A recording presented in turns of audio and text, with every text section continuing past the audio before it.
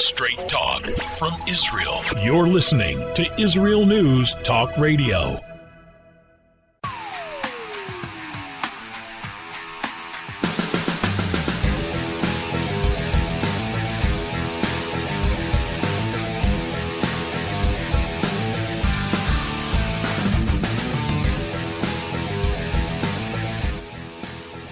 All right, so today we're going to be taking a little bit of a different angle about what's happening in the news, especially when it pertains to the Jewish people. We're going through a period of history right now which is very chaotic and I would say unstable. There are so many factors in the play right now. We're going through the most strongest country in the world, the United States of America, the superpower. Excuse me, it's morning here. And we are seeing that their elections are not final. Not final. I know that a lot of people say it is final, give it up, but it's still, until Biden is inaugurated on January 20th, there's still a question what's going on there. And with that uncertainty comes a lot of nervousness with people, comes a lot of anxiety, comes a lot of tensions, and people who might be quick, God forbid, on the trigger, so to speak.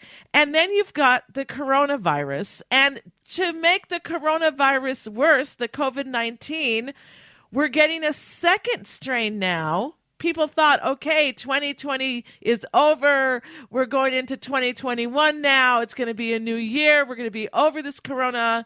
And we've got the vaccines now, people are saying, and everything's going to be hunky-dory. We're going to go back to normal. But that's not what's happening. Not yet, at least. And with the coronavirus and now a new strain, yet again, we're going to be seeing all over the world lockdowns and planes not flying, countries not letting planes into their to land in their countries to bring in people from all over the world in order to try to get a hold on this infection.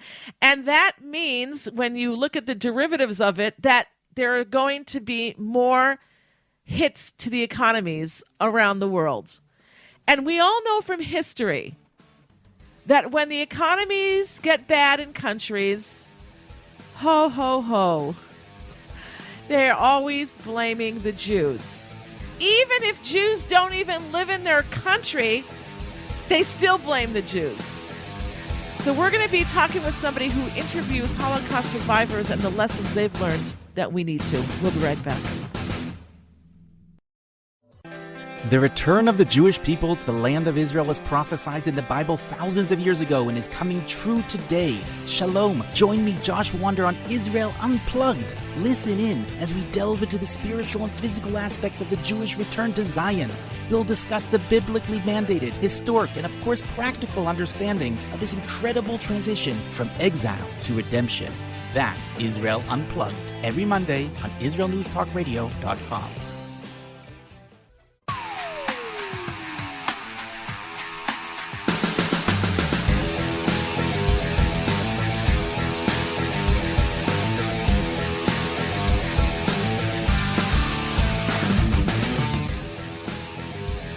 Well, as I said, today we're going to be doing a little bit of a different angle on the news and what's happening, especially as it pertains to Jews and anti-Semitism. As you know, we are in the midst of a pandemic, and that has brought big hits to the economy. And whenever the economy gets bad, guess what? They blame the Jews. It happens throughout history. And we're going through other things as well right now. The Jews are either... people say that we're communists, and then they say, no, we're capitalists. So you can't win there. And then you've got Antifa and the BLM who are anti-Semitic. You've got the coronavirus, as I said, that not only is not ending, even with the vaccine, but now we have another strain, which is going to bring more lockdowns, which is going to bring more hits to the economy. And our next guest interviews Holocaust survivors, and they tell him many times the signs that they didn't see. So I want to introduce our guest to you right now, who's going to talk to us about what he does and some of the experiences that he's had. And hopefully this will be an eye-opening show. Again, you're listening to the Tamar Yonah Show here at IsraelNewsTalkRadio.com. If you'd like to call in and weigh in on the issue, feel free to do so. The numbers are on our homepage at IsraelNewsTalkRadio.com.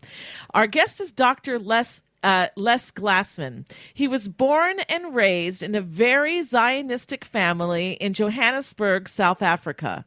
Les and his family made Aliyah in 1994, and they live in Jerusalem. Following in his father's footsteps, he became an avid stamp collector and was appointed International Israeli Philatelic Commissioner and has represented Israel worldwide, including Indonesia, Slovenia, Austria, Germany, and other countries as well. Dr. Glassman was asked by Wits University alumni of Johannesburg to be their representative here in Israel, and his passion is interviewing and documenting Holocaust survivors. And he has a YouTube channel with over 5 million views. I want to welcome to the show Dr. Les Glassman. Tamar, thank you so much for having me on. I really appreciate it. And it's such a privilege to be on your show this morning. Well, ditto. It's a privilege to have you here as well. You've done so many interviews. I see that you have over 29,000 videos on your YouTube channel. That's just mind-boggling. And I want to talk to you about what's happening today in the news, especially as it pertains to the Jews and anti-Semitism. And I imagine that with the interviews that you do on your YouTube channel, that you hear about how many of the Holocaust survivors just didn't see the signs that it was time to leave. So where would you like to start? Okay, so I'll just mention there was, I wish I would have done interviews even earlier on in my life, but when I was growing up, we didn't have video cameras, but I did meet some exceptionally interesting people. And my father was very close with stamp collectors in Cape Town, and I met a lady in Cape Town, a German lady, who, when I went to see her, told me the most unbelievable story that had such a profound impact on me. She said when she was growing up, she happened to get a copy of Mein Kampf in German, and in the early 30s, she read it, and she realized she had to get out of Germany. And that book actually saved her life, because she was a dentist, and she decided she can't stay in Germany after reading this book when Hitler came to power in 1933, and she decided to immigrate, and she left for South Africa, and she started a new life in South Africa. So this was the precursor. There were the signs, but a lot of people unfortunately couldn't leave, or it was difficult to leave. And then many wanted to come to, in those days it was mandatory Palestine, but there was the white paper. So if only more people would have had the insight to see the writing, the writing on the wall. But there have been quite a few that actually did want to leave, but unfortunately, because of the circumstances and the countries that wouldn't allow them into the countries, they couldn't leave.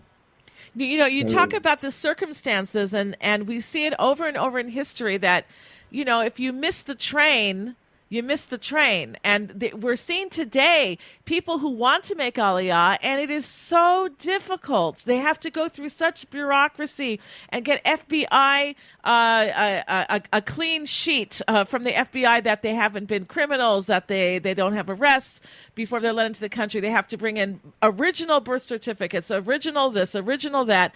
If you go on these Aliyah groups, people are complaining that it's so difficult. And now with the pandemic, we're seeing another lockdown on the skies where even if you want to make Aliyah and you get approved or you want to come to Israel, you can't even get into the country. So people have to realize that gates close, and it closed in the Holocaust.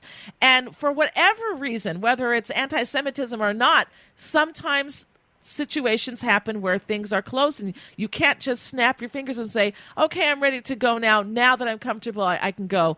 So why don't you give us some more examples of that? So Tamar, I've actually met, and I have patients as well, that when they tell me is that I've met survivors that they got onto the last ship, or there was some German friends of mine who their family were German. They came from different cities in Germany, and their fathers. There's one in particular that his father was a doctor, and he helped a young German soldier who turned out to be a Nazi. And he was so grateful to his father for having helped him that he warned him to leave. And they actually did manage to get out. And there are quite a few survivors that I have interviewed that really got on literally the last ship out of Germany, or they managed to get out when they still could. They went from one country to another, and they made plans, and they realized that they had to leave. What you said about coming to Israel, and the doors being closed, I was actually supposed to be in South Africa at this moment. I always go back around this time. I've been here for 26 years. And I just had a feeling that with the virus and the uncertainty what's going on, that I shouldn't go. And I've got family back in South Africa as well that they also want to leave and they want to make Aliyah. And I think one of the most important things about making Aliyah is that you shouldn't want to really run away. You should really want to run to. And coming to Israel is, you're not running away from a place, you're running to the most incredible country where you have freedom, where it's a gift. We've been given the greatest gift, and we see it in our lifetime. It's amazing.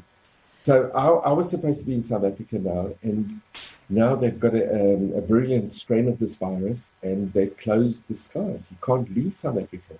There's been, even if you want to come, there are no flights, leaving from South Africa. I'll stop flying to South Africa.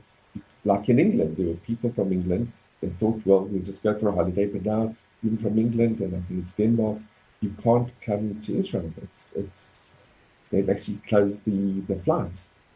So one has to, I think, look at the whole overall picture. And when you see what's going on in Europe, and you see what's going on in America today, people that have planned to make Aliyah, they plan to live in Israel, they really should try their best to advance their plans and to come sooner than later. Right. And so maybe share with us a story or two about how you can really drive in this point. Okay, so what happened is that there was a lady that I met who it was an amazing story. She came from Hungary, and they were sent at the very end. The Hungarian Jews it happened in the late 44 that unfortunately Hungarian Jews thought that they were part of the Hungarian society. They spoke Hungarian, that they weren't really going to be affected with the transportations and the actions, and unfortunately. And it's unbelievable to think that the German army were actually losing, but they put all the efforts into still transporting, instead of using the trains for supplies, transporting Jews to Auschwitz. Anyway, she came with her mother, and she was in the line with him, and she had plaits. The mother, for some reason, made plaits on her hair, and she had blonde hair, and she was in Auschwitz, and when she came to the selection with Mengele, he said to her in German, and she understood German. He said, "Are you Jewish?" And she said she was. And he said, "But you don't look Jewish." Anyway, he said, "How old are you?" And she told the age, and he said, "Oh, you say you're older." And she said, "Where's your mother?" And she pointed to her mother. And her mother came over to the line that she was in, and she was in a way saved. She was saved from being in the line that was taken to the, unfortunately, to the gas chambers. And after she managed to survive the war, and afterwards she had great difficulty in leaving. She wanted to come immediately to Israel, but it was under British mandatory occupation in a way. They had the white paper, and they wouldn't allow Jewish refugees, even after the war, to come back to Palestine, to Israel. So they ended up in America. And then she decided that Israel's her home, and she came and she made Aliyah. And now her whole family have started coming back. So, it's sometimes it takes a bit longer than not, but I think that it's just amazing. And she was one of the fortunate ones. But you know what? Hold it right there, because we have to go to a break. And again, I want to remind you all that you're listening to the Tamar Yonah Show here at IsraelNewsTalkRadio.com. If you have any comments or questions, feel free to call into the show. Our numbers are on our homepage at IsraelNewsTalkRadio.com. We'll be right back.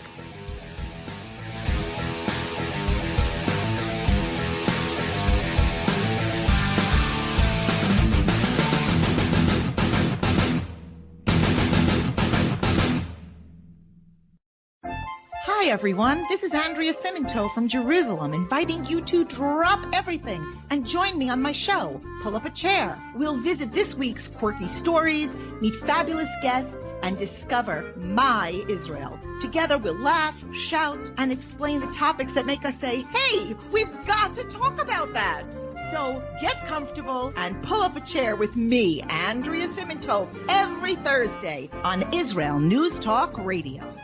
Psalm 23, the Lord is my shepherd, I shall not want. Did you know this psalm and many others were composed by a Jewish shepherd and musician who later became a king? Would you like to know some of the inner meanings of psalms to help you connect with God and strengthen your soul? An exciting and easy-to-read book is now available which will help you do just that. Software for the Soul, Psalms for Everyone, available on Kindle, Audible, and Amazon.com. Software for the Soul.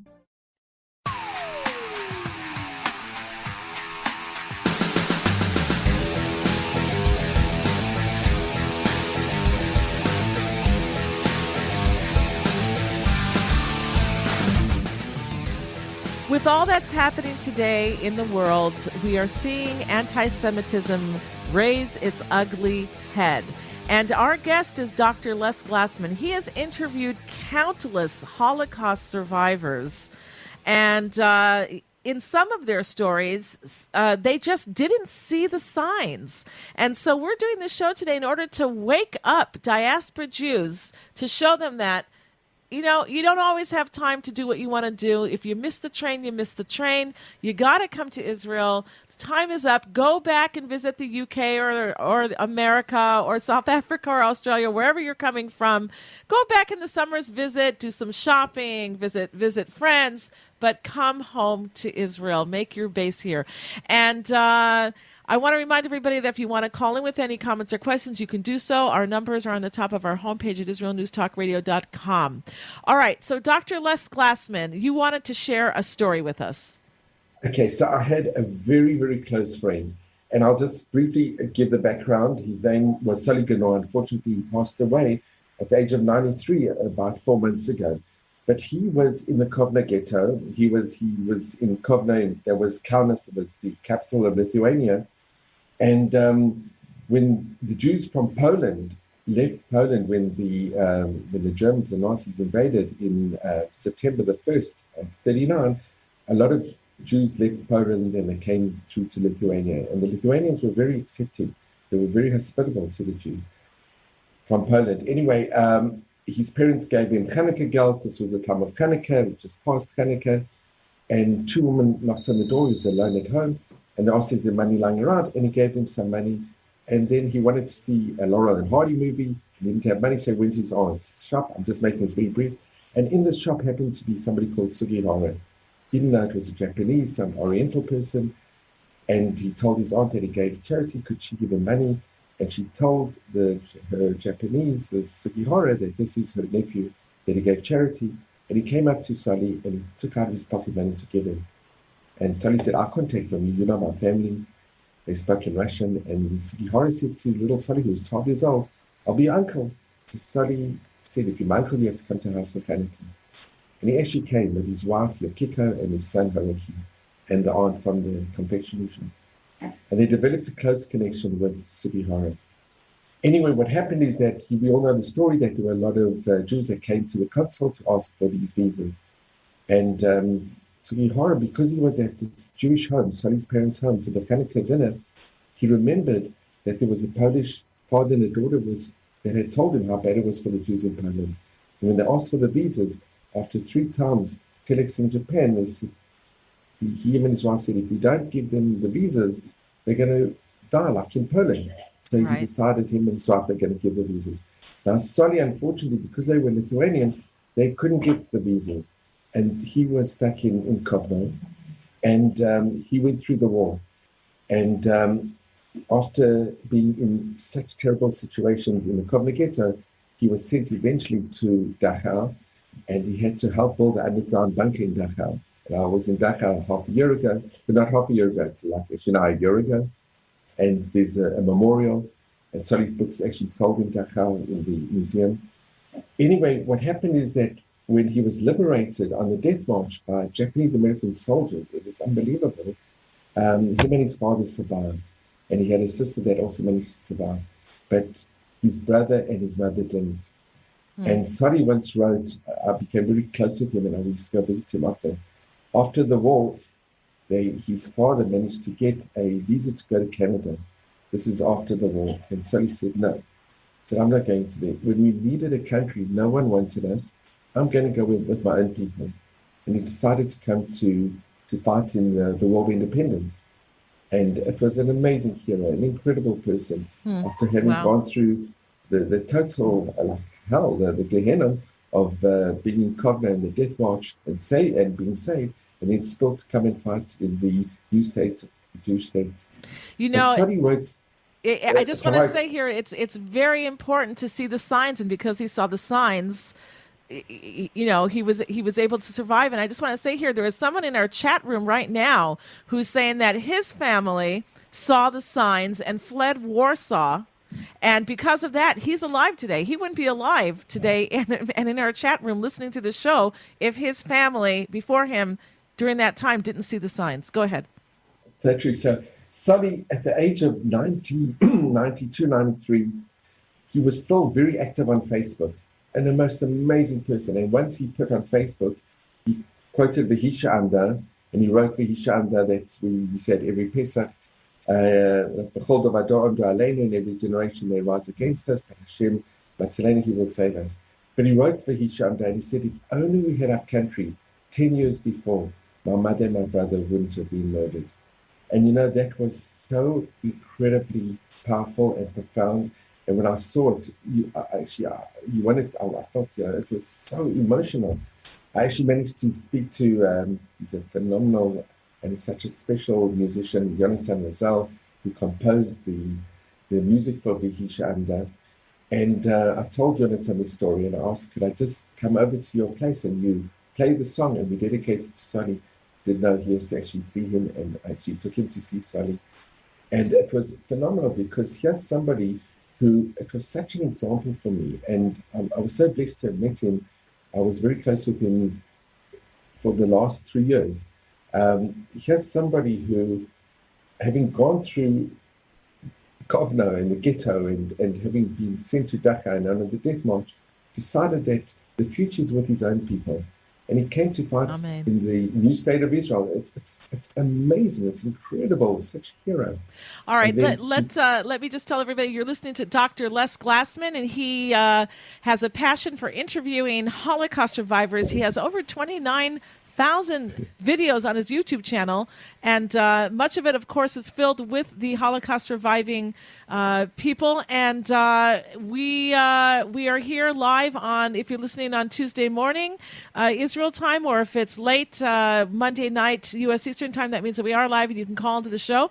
And we do have a caller. We have joining us now William from the United Kingdom. Hi, William. Why don't you state your question, and then we'll try to answer that for you. Thank you. You're right, Tamar. You say that Antifa and Black Lives Matter are anti-Semitic. Correct. Well, the biggest funder to the Antifa and Black Lives Matter is a Jew, George Soros. The biggest funders to the Nazi were Jewish bankers. And guess what? George Soros is a self-hating Jew. He's an anti-Semite. So there. So now, what were the anything else? Rothschilds and that other Jew who funded, I can't remember his name, who funded the Nazis? And how many non-Jews fund? The Jews are so stupid. You're being tricked, Tamar. Oh, the Jews don't run the world like there are some Jews so think few Jews in the world, and you ignore everybody who's non-Jewish and funds all of these places. The children of Satan won the world. Okay. Anything else, William? Okay. No, that's it. All right, thank you for your call. All right, so we got that out of the way. Here is a perfect example, Les, of someone who I believe that he thinks that he's a good person and that he's trying to show the world that because the Jews are behind it, because he wants to repair the world by using anti-Semitism, by saying it's the Jews' fault. Everything is the Jews' fault. Whereas we know that George Soros, who, by the way, is a Holocaust survivor himself, is doing everything, funding many organizations that are anti-Israel, anti-Jewish, but that's one person. He ignores all the other thousands of non-Jews who are doing this, not just against the Jewish people, by the way, but against all of humanity. So go ahead. What do you want to say? Tamar, yeah, I couldn't agree with you more. George Soros it's very controversial because during the Shoah, they say that he possibly collaborated. I don't want to get into that, but George Soros is an exceptionally controversial figure, and it's caused a lot of problems for the Jews, for those in Hungary as well, because his policies interfering in Hungarian politics. It's caused tremendous, that in itself has caused anti-Semitism. But, I just want to mention something. We see something happening right in our own today and yesterday, in the last few days. The EU court made a decision now, and Jerusalem Post had a very amazing front line saying that their decision is happy cows over happy Jews. They're actually banning shkita. Shechita is the ritual way how Jews are commanded to kill animals, so it's painless and it's quick, and that's what is called shechita. Okay, go ahead. But what's very sad is that this court case that came to the EU court was supported by the left wing, those who are for animal rights, and also the right wing. It's an amazing, unholy alliance between two organizations that both Jew haters.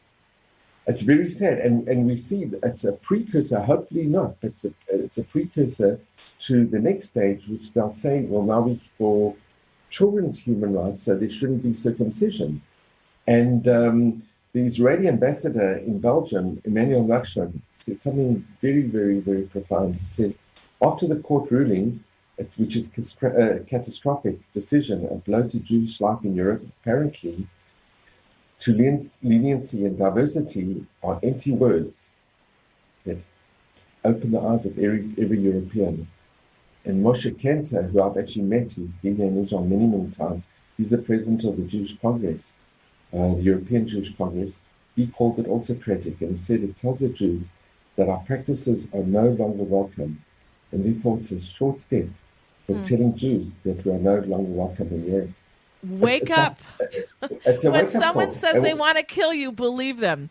All right, we need to go to another break now. Again, we're speaking with Dr. Les Glassman. He has interviewed Holocaust survivors over and over on his YouTube channel. You can go check him out. Look for Les Glassman. We'll link to it on the page where the show is podcasted. Don't go anywhere. We're going to be right back.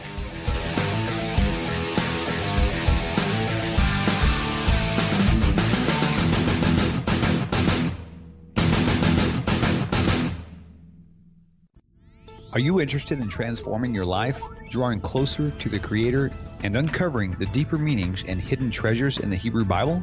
Then join me, Rav Yitzhak Michelson, and me, William Hall, on the Science of Kabbalah, where we are seeking to narrow the gap between what we understand of our physical and spiritual worlds.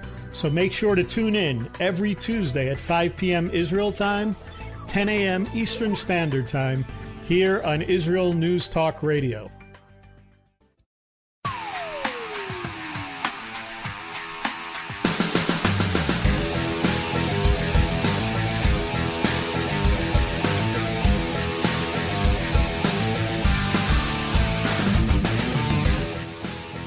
All right, we're back here at the Tamar Yonah Show on IsraelNewsTalkRadio.com. Our guest is Dr. Les Glassman, and he interviews Holocaust survivors, and he hears their stories. They're up on YouTube on his channel, and again, we will link to that to that page there where you can listen to the interviews that he puts up there. And we are interviewing him now to talk about how Jews often miss the signs that's happening in the world that tells them, hey, it's time to leave your comfort zone. It's time to leave and come home to Israel. So where would you like to take us in this segment? Okay, so I'll just mention, first of all, Tamar, thank you so much for inviting me to be on your wonderful show. But I'll tell you, when I actually met with some of the Kindertransport, it's another whole group or they were children that the parents were given the opportunity to send their children to England. England they said they would accept 10,000 children. And it must have been the most difficult decision for a parent to send their children to a foreign country with a foreign language, not knowing if they're going to see them again. Right. And they had the insight and the foresight to think, for the future of our child, we'll do it. Right. And when you meet these survivors who were Kindertransport, who were taken away from their parents and they were sent to England, and many of them, it was they never saw their parents again. Their parents, unfortunately, were taken to the various camps and were murdered in the various concentration camps all over Europe. But when you speak to these Kindertransport, and it took them a long time. They were very upset that their parents actually, they felt a bit abandoned in the beginning, because imagine you're a small child, you're somewhere 6 years old, but they actually survived. And they look back now and they realize that the parents made the greatest sacrifice in order that they should live. And having gone to quite a few of the homes of survivors, and they show me their pictures, and you see photo albums of families that unfortunately didn't survive, when possibly if they would have left a little bit earlier, those pictures would have been real families. And now all we have left are the pictures of the families they once were. One of the most amazing privilege that I have is when you actually speak to people that were saved by righteous Gentiles, and how they put their lives at stake in order to save basically strangers under tremendous difficult situations, where not only were their lives, but their family lives were also put on the line. And I met, and the thing is, when I speak to the survivors, I always end off and I ask them, what advice would you give? Right. What advice would you give to your grandchildren, to the future generation? And it's incredible to hear, their words of wisdom and their life experience. And they say, today we are so blessed to have our own country, that we don't need the favors of others. We can rely on ourselves. And they say we should have a strong country, a strong Israel, and the security knowing that we don't have to run away, that we've got our own country. They say that is our future.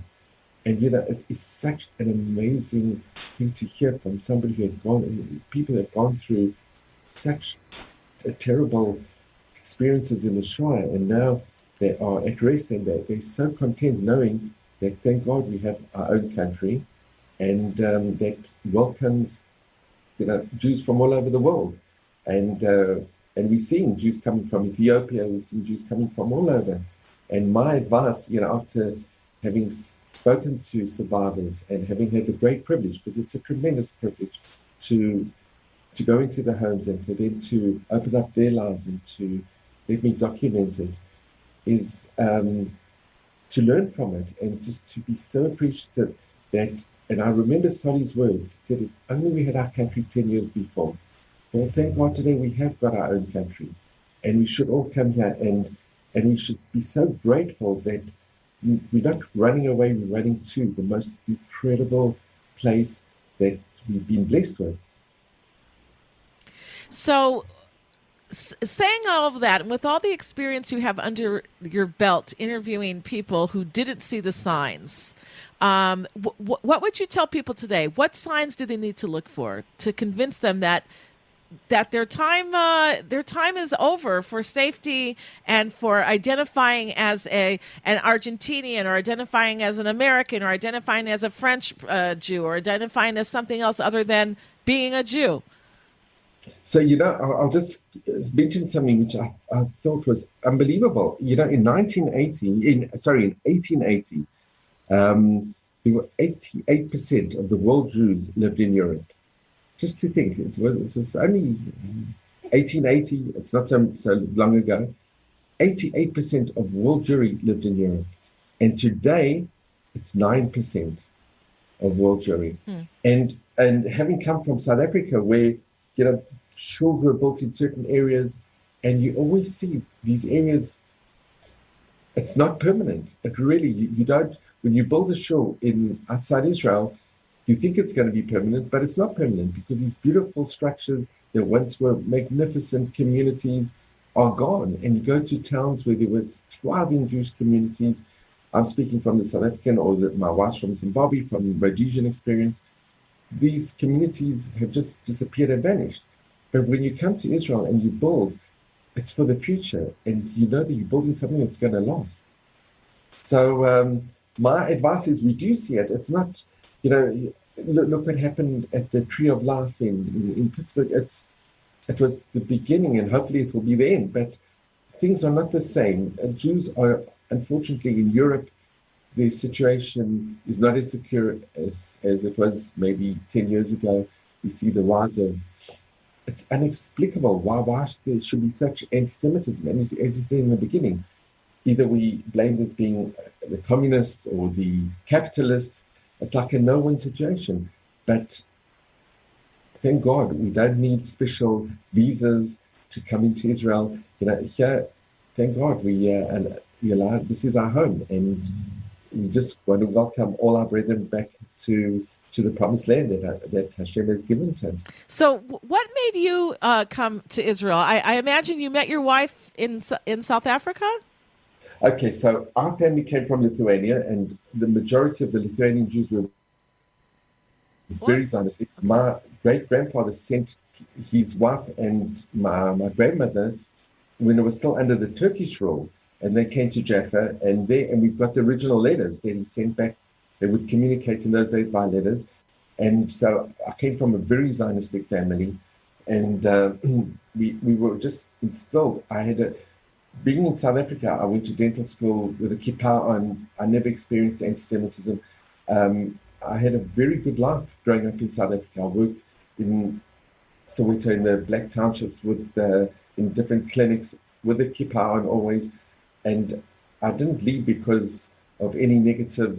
I just felt that that wasn't my home. My home was here in Israel. And my wife as well, she had the same feeling. Her family, looking on her side, she had her Zayda, her grandfather, decided to leave Latvia. They came from Libau, and he came to South Africa. And he had another brother that actually was in the Maccabi Games, and he came in the 30s. And he came to, in those days, Palestine, and he loved it, and he decided also to leave. And only her grandfather and her uncle are the only remnants of that family from Libau. The rest, unfortunately, were all killed. And so I came from a very Zionistic family, and we came here because we wanted to be here. And did you meet in Africa, or you met here in Israel? No, so we met in South Africa, and we got married in South Africa, and our two girls were born in Joburg. And thank God they're here in Israel, and we've got a grandson, Israeli grandson.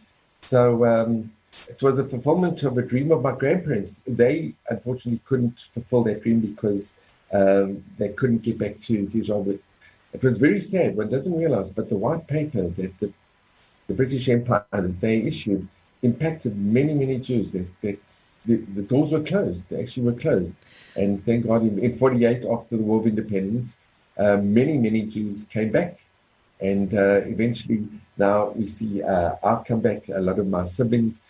We each have a child living in Israel. I've got cousins that are coming back. You've planted your family's seed here in Israel, and it's a wonderful thing. We only have another 60 seconds left. What do you want to leave us with?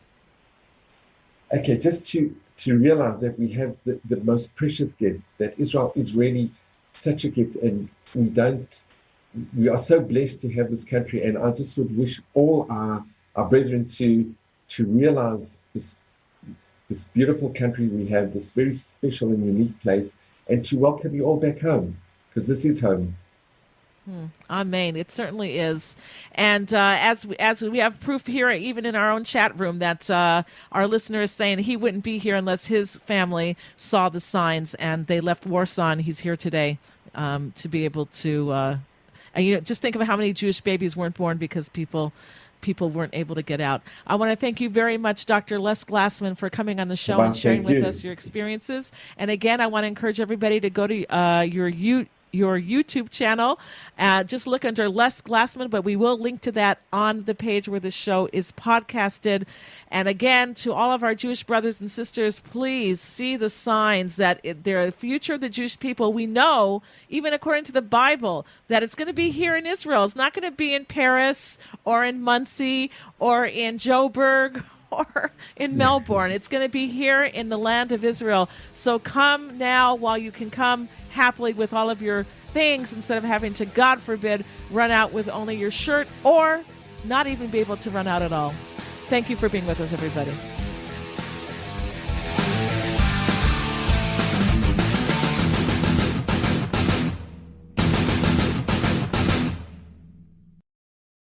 If you love Israel News Talk Radio, then you'll love our Facebook page. We keep you up to date on what's happening in Israel, plus little surprise treasures that we don't share on the radio. Go now to follow us on Facebook. Just look for the Israel News Talk Radio Facebook page, and don't forget to subscribe and follow us by clicking on the like button.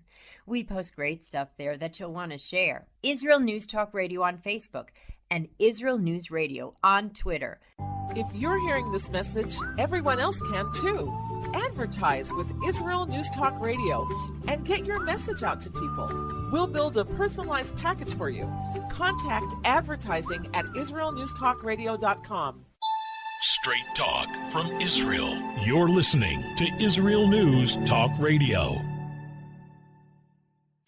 Hey, this is Jake in Anchorage, Alaska, and I love listening to all the super interesting interviews and up-to-date information on what's happening in Israel. Hello, this is Anna King, originally from London, now living in Israel. And what can I say?